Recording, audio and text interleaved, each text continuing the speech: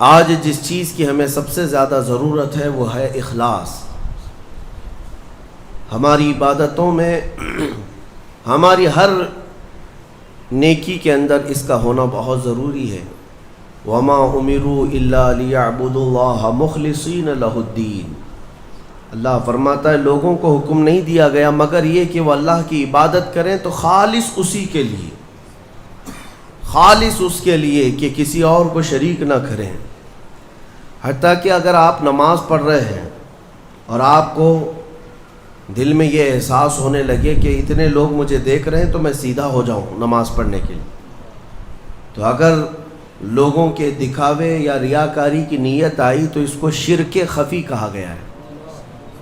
یہ چھوٹا شرک ہے، چھپا ہوا شرک ہے. عام گناہ کی بات نہیں، شرک کی بات کر رہا ہوں، کیونکہ خالص اللہ تعالیٰ کے لیے جو عبادت ہونی تھی اس میں تم نے دوسروں کو بھی شریک کر لیا ہے. دوسروں کی رضا، دوسروں کے خیال، دوسروں کی مرضی، یہ ایک ایسا مرض ہے جس نے ہمیں پکڑ رکھا ہے. آج لوگ کیا بولیں گے، لوگ کیا کہیں گے، اسی مرض میں پوری زندگی گزر جاتی ہے. ڈھنگ کے طریقے اپنا نہیں پاتا ہمارا نوجوان صرف اسی بات پر کہ لوگ کیا بولیں گے. ٹوپی پہننے میں شرم آتی ہے کہ لوگ کیا بولیں گے، داڑھی رکھنے میں شرم آتی ہے لوگ کیا بولیں گے. لوگ کچھ نہیں بولیں گے، جب تم مرو گے تو صرف انا للہ بولیں گے اور کچھ نہیں. انا للہ و انا الیہ راجعون، اس کے علاوہ کیا کہیں گے آپ کے مرنے کے وقت. میرے عزیزوں، لوگوں کے احوال اور ان کے کوائف الگ الگ ہیں. تم اگر لوگوں کے لیے جیتے رہو گے تو کبھی قرار و سکون نہیں آ سکتا. اسی لیے صحابہ اکرام رضوان اللہ تعالی علیہم اجمعین علی اعلان یہ کہتے تھے.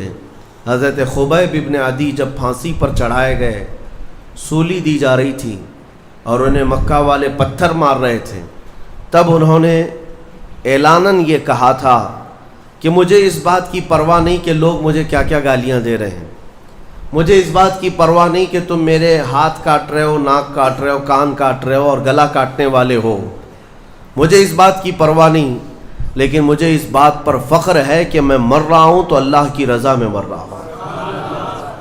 میں اگر دنیا سے جا رہا ہوں تو حالت اسلام میں جا رہا ہوں، اس بات کا مجھے فخر ہے. عزیزان گرامی وقار، اسی بات کی آج ضرورت ہے کہ آپ کیا پہن رہے ہیں، کیا کھا رہے ہیں، کس طرح چل رہے ہیں، کس طرح بیٹھ رہے ہیں. یہ لوگوں کے لیے نہیں ہے. ہماری زندگی کے طور طریقے جو کچھ بھی ہونے چاہیے وہ اللہ اور اس کے رسول کے لیے. ایک حدیث میں آپ کو بتاتا ہوں جس کا آخری والا حصہ گفتگو کا اصل مقصد ہے. ایک بار رسول پاک صلی اللہ تعالیٰ علیہ وسلم مجلس میں بیٹھے ہیں صحابہ کے. ایک اجنبی شخص آیا، مجلس میں آیا، آ کر کے سیدھے حضور پاک صلی اللہ علیہ وسلم کے قریب بیٹھ گیا. اتنا قریب کہ اپنے گھٹنے حضور کے گھٹنے سے لگا لیا، قریب سے قریب ہو کر بیٹھا. صحابہ کرام اور بھی مجلس میں تھے، سب دیکھ رہے تھے. اور وہ اجنبی جو شخص آیا تھا اس کو کوئی بھی پہچانتا نہیں تھا. اس نے آتے ہی سوالات کرنا شروع کیا. سب سے پہلے اس نے پوچھا مل ایمان، ایمان کسے کہتے ہیں؟ رسول پاک صلی اللہ تعالیٰ علیہ وسلم نے جواب دیا، اس بات کا اقرار کرو کہ اللہ تبارک و تعالیٰ کے سوا کوئی معبود نہیں، محمد صلی اللہ تعالیٰ علیہ وسلم اللہ کے رسول ہیں. فرشتوں پر اور اللہ کی کتابوں پر، رسولوں پر، تقدیر پر، قیامت کے دن پر اور مرنے کے بعد دوبارہ زندہ ہونے پر یقین رکھنا. اس اجنبی شخص نے پوچھا مل اسلام، پھر اسلام کیا ہے؟ حضور پاک صلی اللہ علیہ وسلم نے اس کا بھی جواب دیا، اللہ کی وحدانیت اور محمد صلی اللہ علیہ وسلم کی رسالت کا اقرار کرنا، نماز پڑھنا، روزے رکھنا رمضان کے، زکوٰۃ دینا مالک نصاب کو، اور حج کرنا صاحب استطاعت کو.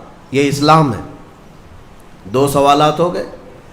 تیسری مرتبہ اس نے سوال کیا مل احسان، احسان کیا چیز ہے؟ احسان نیکی کو کہتے ہیں. احسان یہی پورا تصوف ہے جس کو لے کر آج صوفیہ اکرام چلتے ہیں. اس نے پوچھا احسان کسے کہتے ہیں؟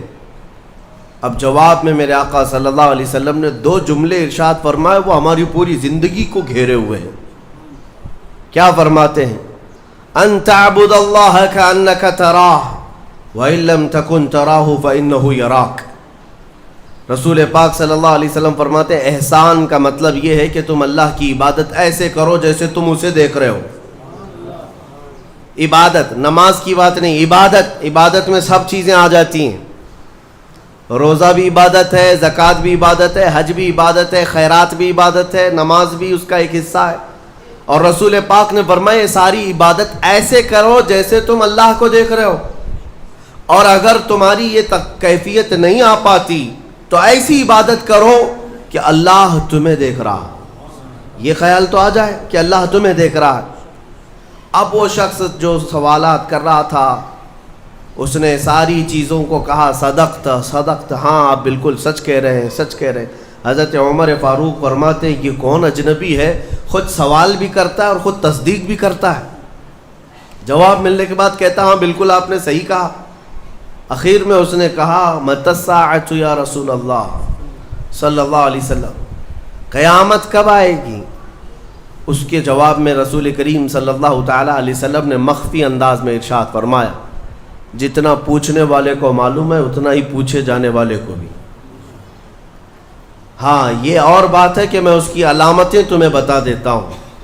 پھر فرمایا جب تم دیکھو گے کہ عورت اپنا سردار جننے لگ جائے، مطلب یہ ہے کہ ماں باپ پر لو بچے حکومت کرنے لگ جائیں، اور ننگے پیر چلنے والے نیچ ذات کے لوگ بڑی بڑی بلڈنگوں میں فخر کرنے لگ جائیں، بڑی بڑی عمارتوں پر فخر کرنے لگ جائیں، حکومتیں اور کرسیاں ان کے ہاتھوں میں آ جائیں،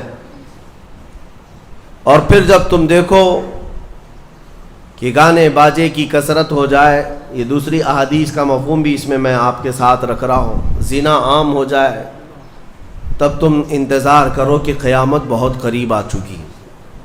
میرے عزیزو، حضرت عمر فاروق رضی اللہ تعالیٰ عنہ فرماتے ہم سب سن رہے تھے اور وہ اجنبی آیا اور سوالات کیا اور چلا گیا۔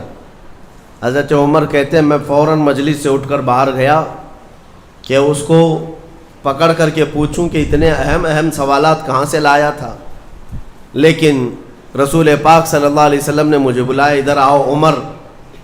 وہ کوئی مسافر نہیں تھا، وہ جبرائیل امین تھے جو تمہارا دین سکھانے آئے تھے۔